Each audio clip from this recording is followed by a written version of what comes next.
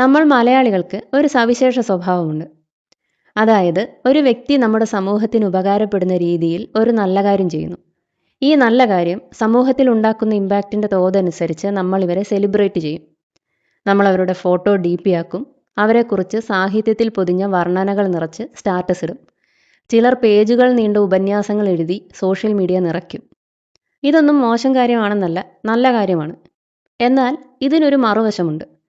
നേരത്തെ പറഞ്ഞ നല്ല കാര്യം ചെയ്ത പ്രസ്തുത വ്യക്തി സമൂഹത്തിന് ഇഷ്ടപ്പെടാത്ത ഒരു കാര്യം ചെയ്യുകയാണെന്ന് വിചാരിക്കുക.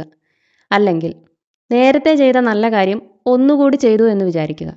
നമ്മുടെ അതുവരെ ഉണ്ടായിരുന്ന രീതി അവിടെ വെച്ച് മാറാൻ തുടങ്ങും. നല്ലത് പറഞ്ഞ നാവ് കൊണ്ട് കേട്ടാൽ അറയ്ക്കുന്ന വായ്മൊഴി വഴക്കം നമ്മൾ പുറത്തേക്കെടുക്കും. ഇങ്ങനെ മലയാളികളുടെ സ്നേഹവും പരിഹാസവും ഒരുപോലെ ഏറ്റുവാങ്ങിയ അവസാനത്തെ വ്യക്തിയാണ് പ്രഭാവതി അമ്മ. പ്രഭാവതി അമ്മയെ പരിചയമില്ലാത്തവർ ഉണ്ടാകാൻ സാധ്യതയില്ല. കേരളക്കര മുഴുവൻ സെലിബ്രേറ്റ് ചെയ്ത മഹിളാരത്നമാണ്. എന്നാൽ അറിയാത്തവർക്ക് വേണ്ടി ആരാണെന്ന് ചുരുക്കി പറയാം. റോഡിൽ ട്രാഫിക് ബ്ലോക്കോ തിരക്കോ ഒക്കെ കൂടുന്ന സമയത്ത് നമ്മൾ സ്ഥിരം കാണുന്ന ഒരു കാഴ്ചയാണ് ടൂ വീലർ ഓടിക്കുന്ന ആളുകൾ ഫുട്പാത്തിൽ കൂടി വണ്ടി ഓടിച്ചു പോകുന്നത്. അതുപോലെ ഒരു വ്യക്തി ട്രാഫിക് ബ്ലോക്ക് കാരണം ഫുട്പാത്തിൽ ടൂ വീലർ ഓടിച്ചു പോകാൻ തീരുമാനിക്കുന്നു. ഇത് കണ്ടുവന്ന 70 വയസ്സോളം പ്രായമുള്ള ഒരു സ്ത്രീ അത് തടഞ്ഞു നിർത്തുന്നു. എത്രയൊക്കെ അവരെ അനുനയിപ്പിക്കാൻ ശ്രമിച്ചിട്ടും അവർ ഒരിഞ്ച് പോലും പിന്നോട്ട് നീങ്ങുന്നില്ല. ഒടുവിൽ തോൽവി സമ്മതിച്ച് ടൂ വീലർ ഓടിച്ചിരുന്ന വ്യക്തി നിയമമനുസരിച്ച് വണ്ടി ഓടിക്കാൻ നിർബന്ധിതനാകുന്നു.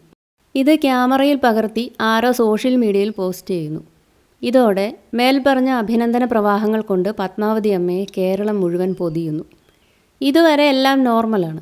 എന്നാൽ ഒരാളെയും ഫുട്പാത്തിൽ വണ്ടി ഓടിക്കാൻ സമ്മതിക്കില്ല എന്ന് പ്രഖ്യാപിച്ചുകൊണ്ട് പത്മാവതി അമ്മ ഫുട്പാത്തിൽ വീണ്ടും പ്രത്യക്ഷപ്പെട്ടതോടെ അതുവരെ ഉണ്ടായിരുന്ന അഭിനന്ദന പ്രവാഹം പൊങ്കാലകളായി മാറുകയായിരുന്നു. ഈ വാർത്ത ശ്രദ്ധിച്ച പലരും പ്രഭാവതി അമ്മ വെറും ഷോയാണെന്നും നല്ല ഓവറാണെന്നും ഒക്കെ ചിന്തിച്ചവരായിരിക്കും. പോലീസുകാർ ചെയ്യേണ്ട ജോലി എന്തിനാണ് ഇവർ ചെയ്യുന്നത് എന്ന് ചോദിച്ചവരുമുണ്ട്. പക്ഷേ ഇവിടെ പ്രഭാവതി അമ്മ ചെയ്ത തെറ്റെന്താണ്? അവർ ഒരു നല്ല കാര്യം ചെയ്തതാണോ അതോ ആ നല്ല കാര്യം ഒന്നിൽ കൂടുതൽ തവണ ചെയ്തതാണോ കുഴപ്പം? ലോജിക്കലായി നോക്കിയാൽ പ്രഭാവതി അമ്മ ചെയ്തത് തെറ്റല്ല. ഒരു തവണ ചെയ്ത കാര്യം രണ്ടാമത് ഒരിക്കൽ കൂടി ചെയ്യാനുള്ള അവസരം അവർക്ക് ഉണ്ടാക്കി കൊടുത്ത ഒരു സിസ്റ്റം ഇവിടെയുണ്ട്. അതായത് ആദ്യത്തെ തവണ ടൂ വീലർ തടഞ്ഞു നിർത്തിയിട്ടും കേരളം മുഴുവൻ ബോധവൽക്കരണത്തിന് ഒരു സോഴ്സായി അത് മാറിയിട്ടും ടൂ വീലർ ഫുട്പാത്തിൽ കൂടി ഓടിക്കരുത് എന്ന നിയമം വീണ്ടും വീണ്ടും ലംഘിക്കപ്പെടുകയാണ് ഉണ്ടായത്. സത്യം പറഞ്ഞാൽ സോഷ്യൽ മീഡിയയിൽ നമ്മൾ ഷെയർ ചെയ്ത് സെലിബ്രേറ്റ് ചെയ്തത് നാടിന് മാറ്റമുണ്ടാകാനുള്ള ആഗ്രഹം കൊണ്ടുള്ള ബോധവൽക്കരണമല്ല. ആയിരുന്നെങ്കിൽ പ്രഭാവതി അമ്മയ്ക്കെതിരെ പിന്നീട് ഇത്രയധികം വ്യക്തി അധിക്ഷേപം ഉണ്ടാകില്ലായിരുന്നു. നമ്മൾ സോഷ്യൽ മീഡിയയിൽ ഇതുപോലെയുള്ള കാര്യങ്ങൾക്ക് സപ്പോർട്ട് കൊടുക്കുമ്പോൾ അതൊരു സോഷ്യൽ അക്സെപ്റ്റൻസ് നമുക്ക് തരും. ഒരുപാട് ആളുകൾ നമ്മളെ സപ്പോർട്ട് ചെയ്യും. അവർ ചെയ്തത് നമ്മൾ അപ്രീഷിയേറ്റ് ചെയ്യുമ്പോൾ നമ്മളും അതുപോലെ മോറൽസ് ഉള്ളവരാണെന്നുള്ള ഒരു വിർച്യു സിഗ്നലിംഗ് അവിടെ നടക്കുന്നുണ്ട്. ഇത്തരത്തിൽ ചില മനുഷ്യർ ധൈര്യത്തോടെ മുന്നോട്ട് വന്ന് നടത്തുന്ന പോരാട്ടങ്ങൾക്ക് സോഷ്യൽ മീഡിയയിൽ സപ്പോർട്ട് കൊടുക്കുന്നതോടെ അധികം മെനക്കെടാതെ തന്നെ എന്തോ ഒരു നല്ല കാര്യം ചെയ്തു എന്നൊരു ഫീൽ ആളുകളിൽ സൃഷ്ടിക്കും. അതുകൂടാതെ സോഷ്യൽ മീഡിയയിൽ പ്രശംസ ചൊരിയുന്നതിന് പ്രത്യേകിച്ച് ബുദ്ധിമുട്ടുകളൊന്നുമില്ല. പണച്ചിലവോ അധ്വാനമോ ഇല്ല. പക്ഷെ അവർ ചെയ്യാൻ ധൈര്യം കാണിച്ച പ്രവൃത്തി നമ്മൾ റോഡിലിറങ്ങി ചെയ്യുമ്പോൾ ചില പരിമിതികളുണ്ടാകും. കാരണം റോഡിലെ നിയമങ്ങളിൽ നിയമപുസ്തകത്തിൽ നിന്ന് അല്പം വ്യത്യസ്തമായ ചില നിയമങ്ങൾ ചിലർ ഉണ്ടാക്കി വെച്ചിട്ടുണ്ട്. ഉദാഹരണത്തിന് പണ്ടൊരിക്കൽ സീബ്ര ക്രോസിൽ ഓവർ സ്പീഡിൽ വന്ന ഒരു മധ്യവയസ്കനായ വ്യക്തി സീബ്ര ക്രോസിൽ റോഡ് മുറിച്ച് കടക്കാൻ നിൽക്കുന്നവരോട് വണ്ടി ഇല്ലാത്തപ്പോഴേ ക്രോസ് ചെയ്യാവൂ എന്ന് പറഞ്ഞ് തട്ടിക്കയറിയത് ഓർക്കുന്നു.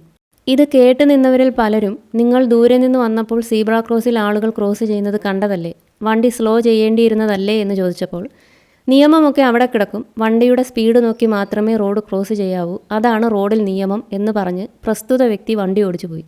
ഇന്ത്യയിലെ റോഡ് നിയമങ്ങൾ അനുസരിച്ച് സീബ്ര ക്രോസിൽ കാൽനടക്കാരന് തന്നെയാണ് പ്രയോറിറ്റി. എന്നാൽ ഇതുപോലെ റോഡിലെ നിയമങ്ങൾ തരം പോലെ സ്വന്തം സൗകര്യത്തിന് മാറ്റുന്ന വ്യക്തികളോട് എതിർത്ത് നിൽക്കാൻ ആരും മെനക്കെടാറില്ല എന്ന് മാത്രം. എന്നാൽ ഇതിനൊരു മറുവശവുമുണ്ട്. റോഡിൽ കാൽനടക്കാരൻ പുലർത്തേണ്ട മര്യാദകളെക്കുറിച്ച് കേട്ടുകേൾവി പോലുമില്ലാത്ത ചിലരുണ്ട്. സ്വന്തം ജീവനും മറ്റുള്ളവരുടെ ജീവനും ഇക്കൂട്ടർ പണയം വയ്ക്കും. എതിർത്ത് പറഞ്ഞാൽ എതിർക്കുന്നവർ ഒറ്റപ്പെടും. എതിർത്ത് നിൽക്കുന്നവരെ ആരും പിന്തുണയ്ക്കാറുമില്ല. ഇതാണ് നേരത്തെ പറഞ്ഞ സോഷ്യൽ മീഡിയ സെലിബ്രേഷൻ്റെ വളരെ ഭയാനകമായ ഒരു മറുമുഖം. സോഷ്യൽ മീഡിയയുടെ 2 എക്സ്ട്രീംസ് നമ്മളെ കാണിച്ചു തന്ന സംഭവമായിരുന്നു ഇത്.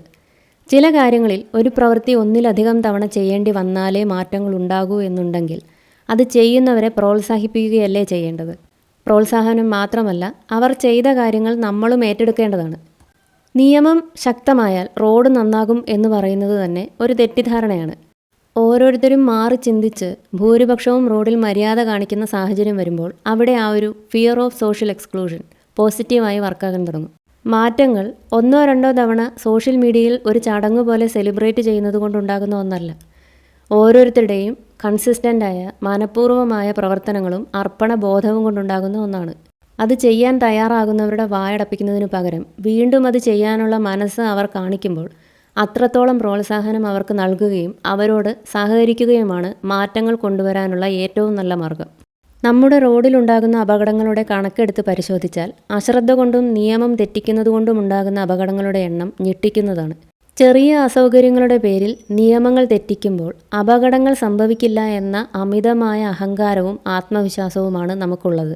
നിയമങ്ങൾ തെറ്റിക്കുന്നത് ആസ്വദിക്കുന്ന ഒരു സമൂഹത്തിൽ പ്രഭാവതി അമ്മയെ കളിയാക്കുന്നവർ ഉണ്ടാകുന്നതിൽ അതിശയിക്കാനില്ല.